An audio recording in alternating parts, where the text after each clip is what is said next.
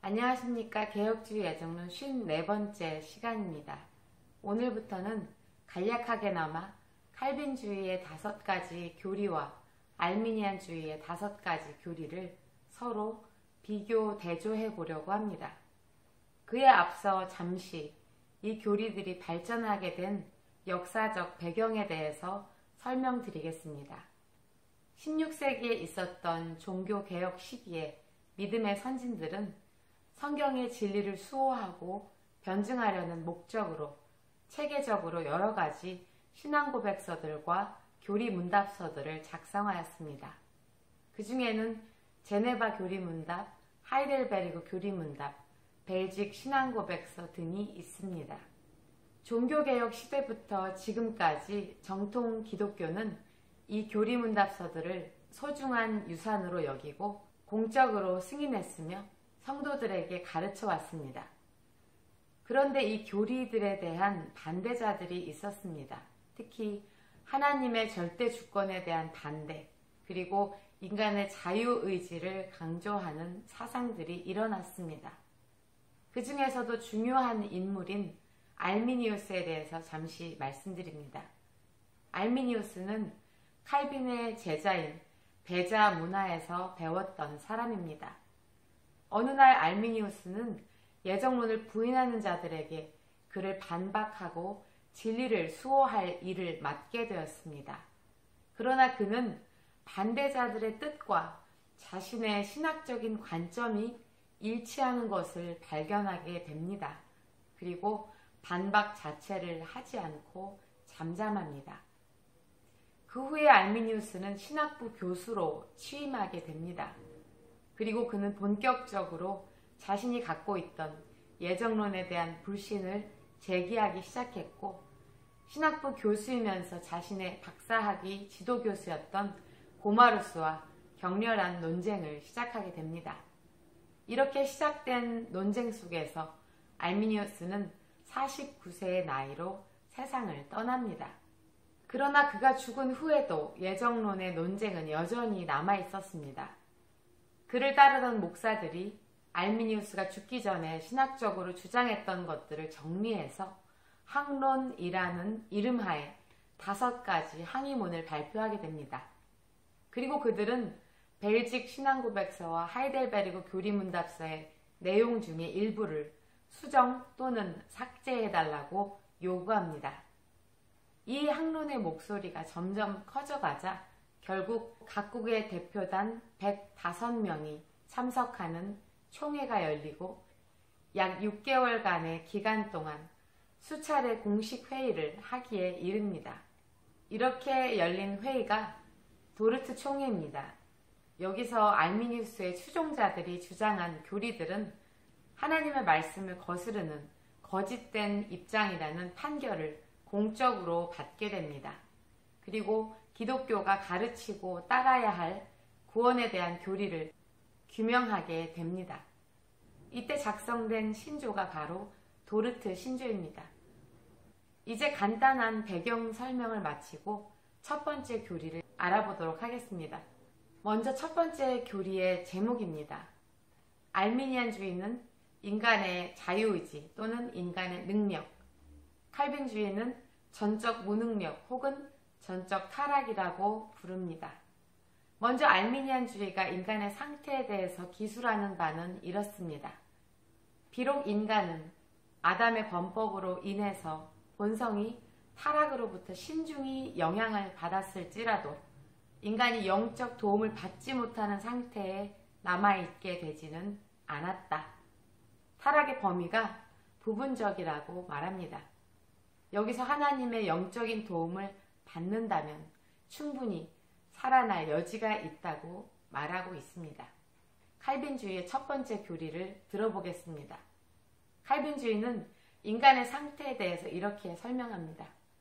타락으로 인하여 인간은 구원의 복음을 스스로 믿을 수 없게 된다. 죄인은 죽었고 눈멀었으며 하나님의 일을 보지 못한다. 그의 마음은 거짓으로 가득 차 있고 절망적으로 부패되어 있다. 칼빈주의의 출발점은 인간이 타락으로 인해서 죽었고 눈멀었으며 부패했다. 스스로 믿을 수 없다.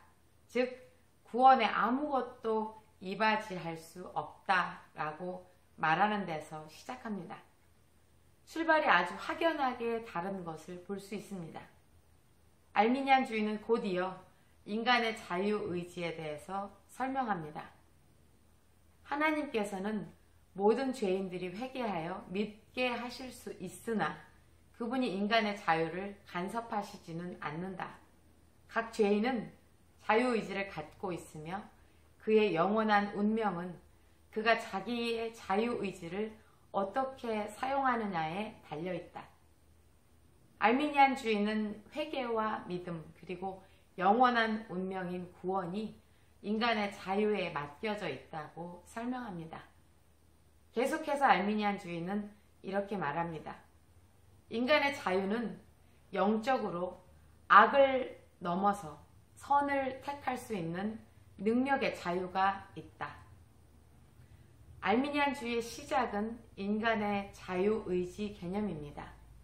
여기서 다루고 있는 인간의 자유의지라는 단어의 개념 정의를 해보자면 버스를 탈 것인가 기차를 탈 것인가 이와 같은 자유가 아니라 하나님의 보시기에 구원에 합당하다 여길 만한 선과 그 반대의 악을 스스로 취사 선택하고 결정할 수 있는 의지가 살아있다. 그 의지가 자유롭다라는 의미에서의 자유의지입니다. 칼빈주의의 개념은 어떠할까요? 인간의 의지는 자유롭지 못하며 악보다 선을 택하지 못한다. 알미니안의 주장과는 정반대의 개념입니다. 인간의 지, 정, 의가 모든 면에서 타락했기 때문에 인간의 의지는 하나님이 기뻐 받으실 만한 선을 행할 의지가 자유롭지 못하고 오히려 죄에 종속되어 있다라고 보는 개념입니다. 한층 더 나아간 알미니안주의를 읽어보겠습니다. 인간의 의지는 그의 죄를 짓는 본성에 노예화되어 있지 않다. 죄인은 하나님의 성령에 협조하여서 재생할 수 있는 권능이 있고 또 하나님의 은사를 거절하여 멸망할 수도 있는 권능도 소유하고 있다. 구원의 여부는 인간의 자유의지에 따라 결정된다고 말하는 것이지요. 하나님은 도움을 주시되 제공할 뿐이지 결정적인 주권은 사람에게 있다고 설명하고 있습니다. 계속해서 설명해 보겠습니다. 타락한 죄인은 성령의 도움이 필요하나 그 사람이 믿기 전에 성령으로 다시 태어나지 않아도 된다. 알미니안주의는 사람이 자유의지로 믿는 것이 성령 하나님의 초자연적인 중생의 사건보다 우선된다고 주장합니다. 아니, 사람이 스스로 먼저 믿어야만 한다는 것이지요. 이것은 사실 성령 하나님의 중생케 하심의 그 필요성을 거부하고 있습니다. 이와 반대되는 칼빈주의의 개념은 이러합니다. 결과적으로 죄인을 그리스도에게 인도하는 성령의 도움 이상의 것이 필요된다.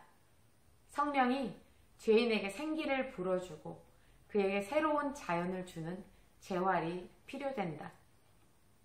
칼빈주의는 타락한 인간은 성령의 도움이 아니라 전적으로 완전히 새로운 피조물이 되게 하는 일이 절대적으로 필요하다고 말합니다. 알미니안주의의 마지막 부분을 읽어보겠습니다. 신앙이란 인간이 행하는 것이며 다시 태어나기 이전에 신앙이 있어야 되기 때문이다. 신앙은 죄인이 하나님께 드리는 선물이며 그것은 곧 인간이 구원의 길에 이바지하게 되는 것이다. 사람이 자기의 구원에 이바지하는 근거로 신앙, 즉 믿음을 설명하는데 이것을 인간이 하나님께 드리는 선물이라고 설명합니다. 인간의 상태에 대한 칼빈주의의 마지막 서술을 말씀드려 보겠습니다. 신앙은 인간이 구원에 이바지하는 것이 아니라 하나님이 주시는 구원의 은사의 일부분이며 하나님이 죄인에게 주는 은사이지 죄인이 하나님께 드리는 선물이 아니다. 칼빈주의는 신앙, 믿음이 구원에 필요한 은사로서 사람이 스스로 가질 수 있는 것이 아니라 하나님이 주시는 선물이라고 말합니다. 오늘 다룬 첫 번째 교리를 종합적으로 비교해보면 한마디로 알미니안주의의 구원의 결정권은 인간에게 있습니다. 처음 문장에서 인간의 본성이 비록 타락은 했으나 아주 절망적이지는 않다라고 말한 것을 기억하실 것입니다. 첫 단추인 이 교리부터 반대의 개념을 가지게 되면 앞으로 뒤따라오는 하나님의 선택을 보는 시각, 그리스도의 속죄를 보는 시각, 성령 하나님의 역사에 대한 시각, 구원의 확실성에 대한 시각이 모두 달라지게 됩니다. 어떻게 하나는 비성경적인 이단의 교리로 선포되고 어떻게 하나는 성경적인 교리로 선포되는지 다음 시간에 계속해서 알아보도록 하겠습니다. 오늘 강의는 여기서 마칩니다. 핸더슨 신학교의 이드보라였습니다.